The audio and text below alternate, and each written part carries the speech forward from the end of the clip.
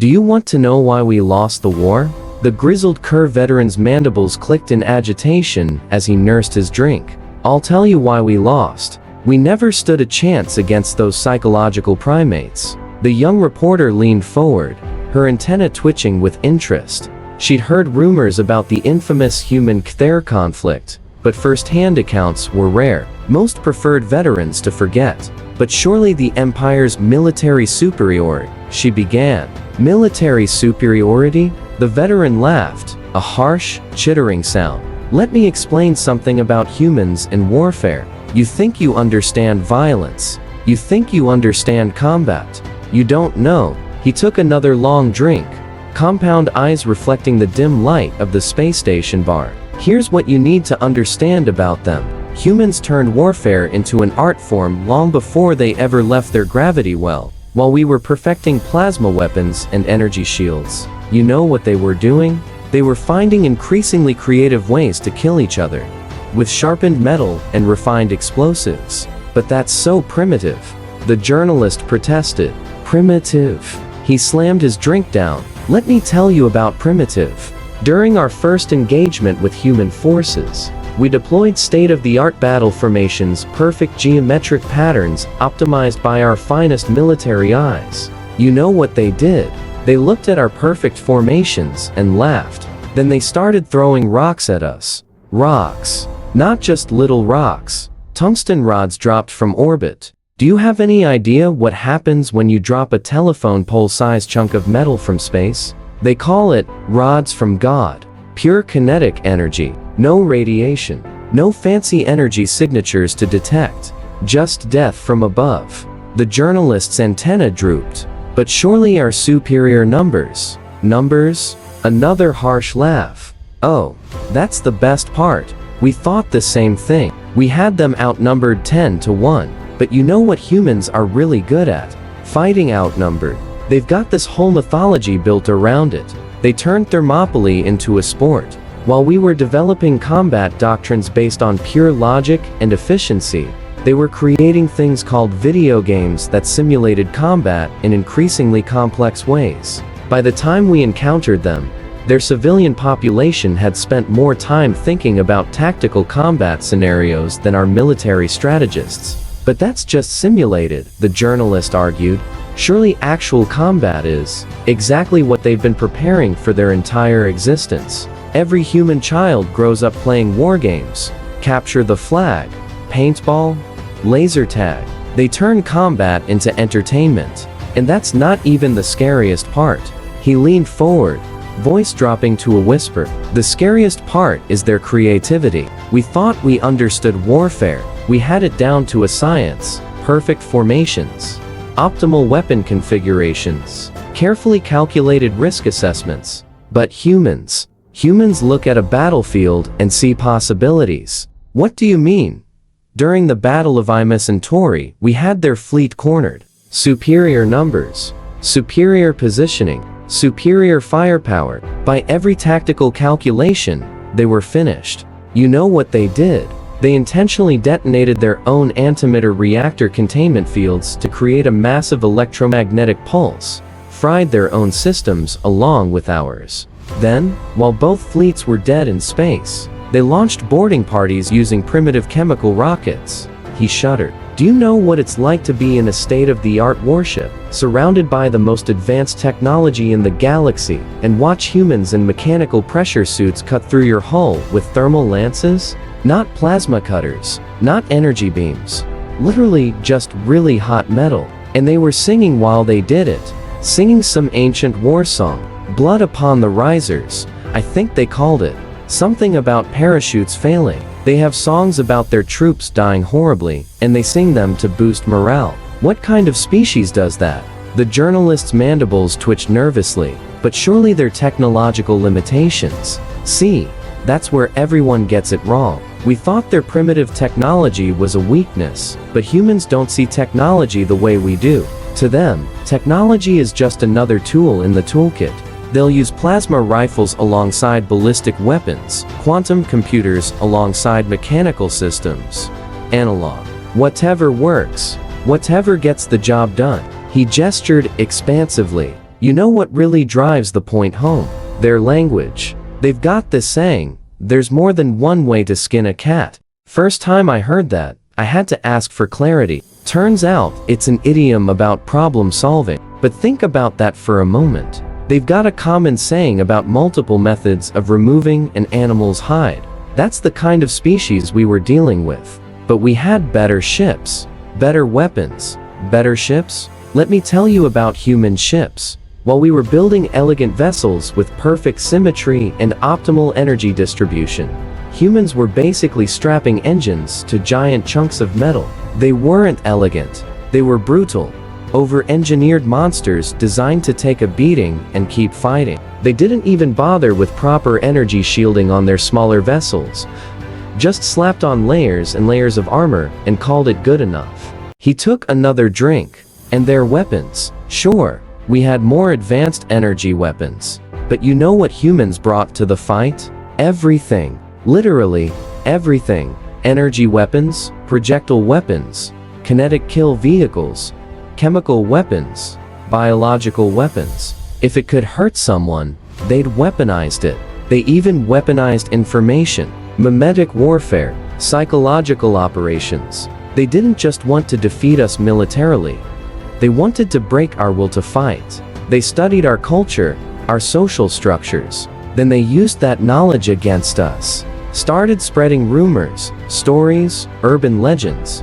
Created doubt, fear, uncertainty. By the end of the war, we had troops surrendering because they'd heard humans could smell fear and would give you a quicker death if you didn't resist. The journalist's antenna twitched rapidly. But that's ridiculous. Of course, it was ridiculous. But that's the thing about humans and warfare.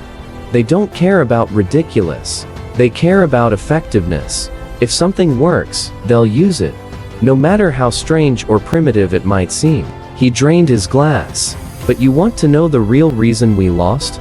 The absolute, fundamental reason why humans are unbeatable in warfare. Because they enjoy it.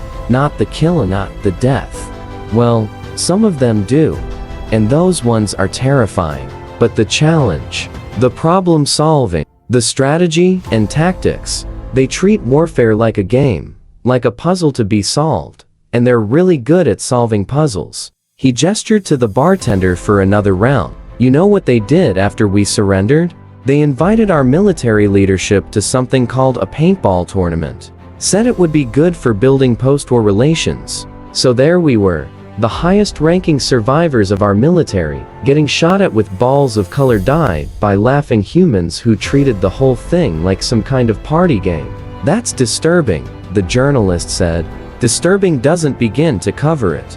You know what their civilian population was doing during the war?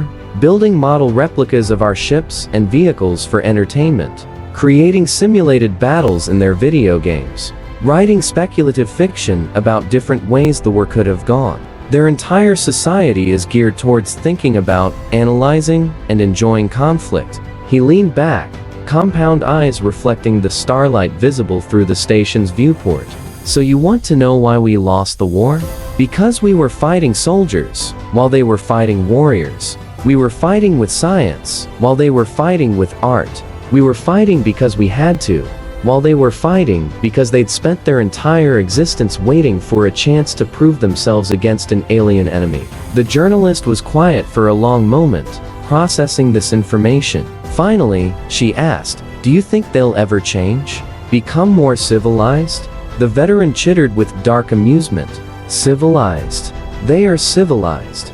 That's what makes them so dangerous. They've managed to maintain their warrior spirit while building a sophisticated civilization. They've got ballet dancers who practice martial arts, scientists who play war games in their spare time, politicians who hunt for sport. Their entire culture is built around the idea that you can be both civilized and dangerous. He gestured to a group of humans at the other end of the bar who were cheerfully arm wrestling while placing bets. Look at them right now. They're just having fun, engaging in friendly competition. But I've seen what happens when you push them too far. When you threaten their worlds, their people, their way of life. They stop being civilized real quick. And then you see why every species that's ever fought them has ended up either dead or surrendering. And what's that? Because humans don't just practice warfare. They don't just study it. They don't just enjoy it. They transcend it. They turn violence into art, conflict into dance, battle into symphony. They are the gods of war. And the rest of us, we're just fumbling around with basic arithmetic while they're composing grand operas of destruction. He finished his drink and stood up, mandibles clicking softly. So next time someone tells you humans are primitive because they still use projectile weapons, or backwards because they maintain standing armies, or uncivilized because they enjoy combat sports, remember this conversation. Remember that every piece of primitive technology they keep around is because they found a use for it that our advanced civilization never considered. Remember that their backwards military traditions have been honed by millennia of constant warfare. And remember that their uncivilized love of competition is what drives them to constantly innovate and improve. The veteran headed for the door, then paused. Oh, and one more thing. If you ever find yourself in a fight with a human, surrender immediately. Because if you don't, they'll take whatever you're fighting with, figure out how it works, improve upon it, and then use it against you. And they'll probably be humming a cheerful tune while they do it. With that, he chittered one last time, and left the young reporter to contemplate the implications of a species that had turned warfare into an art form, and why that made them the most terrifying warriors in the known galaxy. The humans at the end of the bar were now singing something about a grand old Duke of York, who had 10,000 men. The journalist decided she didn't want to know the rest of the lyrics. Some questions were better left unanswered. The journalist was about to leave when one of the humans from the singing group approached the bar next to her. He was wearing what appeared to be a formal military uniform, though the abundance of colorful ribbons and medals seemed almost gaudy to her Quaker sensibilities. "Couldn't help but overhear some of your conversation," he said casually, ordering something called a whiskey. "Your friend there got some things right, but he missed the best parts." Her professional curiosity got the better of her. Best parts? Breaking news. Pirates had attacked a civilian transport near the Carina Nebula. Not just any transport. A refugee ship carrying children from the war-torn Real sector. The change in the humans was immediate and dramatic. Gone were the smiles, the casual postures, the friendly banter. Their expressions had turned to stone, and the journalist felt a primitive shiver run down her thorax. This, she realized, was what the veteran had tried to warn her about. A new human stood nearby her table, female this time, wearing civilian clothes, but moving with an unmistakable military bearing. Without asking, she sat down. "You want to know why we're really the gods of war?" the woman asked, her voice quiet but intense. "Watch what happens next." "What do you mean?" "Those pirates, they just made the biggest mistake of their lives. They broke one of humanity's fundamental rules." "You have rules for warfare?" The woman's laugh was nothing like the earlier human's friendly chuckle. It reminded the journalist of the sound ice makes when it cracks. "We have rules for everything. Codes of conduct, laws of war, Geneva Conventions, rules of engagement. But some rules," she nodded towards the screen, "some rules are written in our DNA." The journalist watched as the humans in the bar began making calls, sending messages, coordinating with an efficiency that seemed at odds with their earlier revelry. "See, most species think we're dangerous because we're good at fighting," the woman continued. "But that's not it at all. We're dangerous because we have lines that shouldn't be crossed. And when someone crosses those lines," she smiled, and the reporter suddenly understood why some species considered human smiles to be threat displays. "The veteran you spoke to, he saw us during a regular war. The officer, he knows our history, our preparation, our potential. But neither of them showed you what happens when humanity gets truly angry." On the screen, reports were coming in of multiple naval vessels changing course towards the Carina Nebula. Not just human ships, but willing vessels from every major power in the sector. The journalist's antennae twitched in surprise. "How? Alliances. Another thing we're good at," the woman explained. "When humanity goes to war, we don't just bring weapons. We bring friends, allies, partners. Because we learned a long time ago that the strongest warrior isn't the one with the biggest guns. It's the one with the most people to stand beside them. She gestured to the screen. Right now, any nation that signed the Terran Accords is mobilizing, not because they have to, but because they know that if they ever need help, humanity will remember who stood with us. But it's just pirates. Just pirates? The woman's expression darkened. They attacked children, refugees, the helpless, the innocent. Do you know what that means in human terms? The journalist shook her head.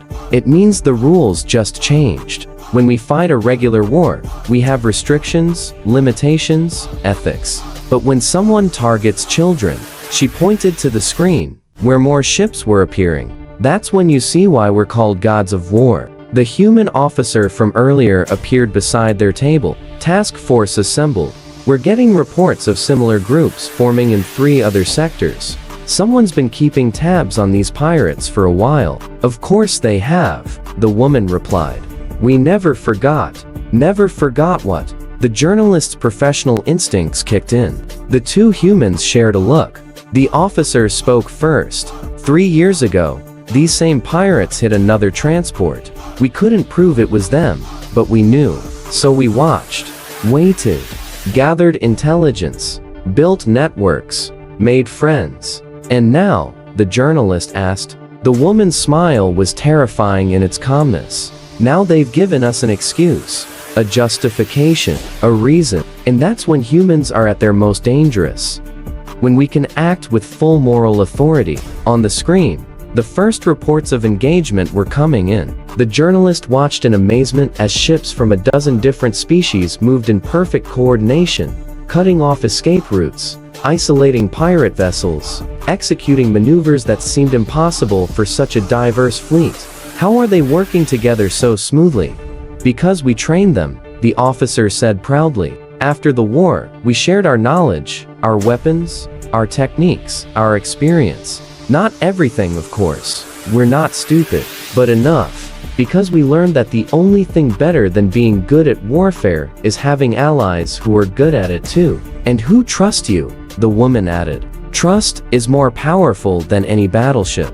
The journalist watched as the operation unfolded with ruthless efficiency. Within hours, the pirates were cornered, the refugee ship was secured, and then, wait, she said. They're offering the pirates a chance to surrender? Of course they are, the woman said. That's rule 1 of human warfare. Always offer a chance to surrender. Always provide an out. Because the goal isn't to destroy your enemy. It's not. No, the officer replied. The goal is to make sure they never want to fight you again. And sometimes the best way to do that is to show mercy when you have every right not to. The journalist watched as most of the pirate ships surrendered. A few tried to fight. A few tried to run. None succeeded. And that, the woman said, standing up, is why we're the gods of war. Not because we're the strongest or the most advanced or the most brutal, but because we understand that true power isn't about winning fights. It's about choosing which fights are worth winning and how to win them in ways that prevent future fights. She straightened her civilian jacket, and the journalist suddenly realized why her bearing had seemed military.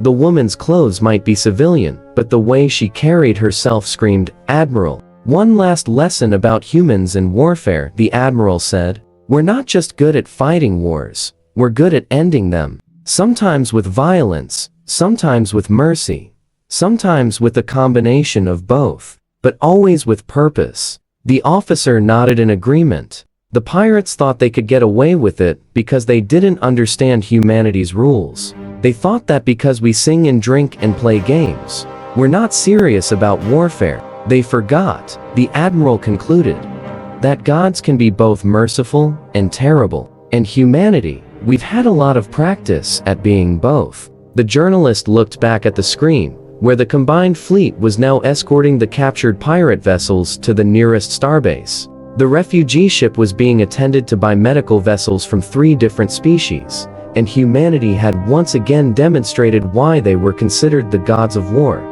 Not through superior technology, not through greater numbers, not even through better tactics, but through something far more powerful: the ability to unite others in a common cause, to fight with both fury and restraint, and to turn potential enemies into lingering allies. The humans in the bar had resumed their singing, but this time it was different. This time they sang something deeper, more meaningful, a song about amazing grace, and how sweet the sound. The journalist had heard humans sing several times that night, but this was the first time she understood why they did it. Sometimes, even gods need to remind themselves of mercy. The pirate incident had drawn quite a crowd to the station's bar. The journalist noticed a group of younger aliens, students by their markings, gathering around an elderly human wearing what appeared to be some kind of ceremonial uniform. Unlike the active military personnel, his uniform was adorned with aged medals and weathered insignia that spoke of conflicts long past.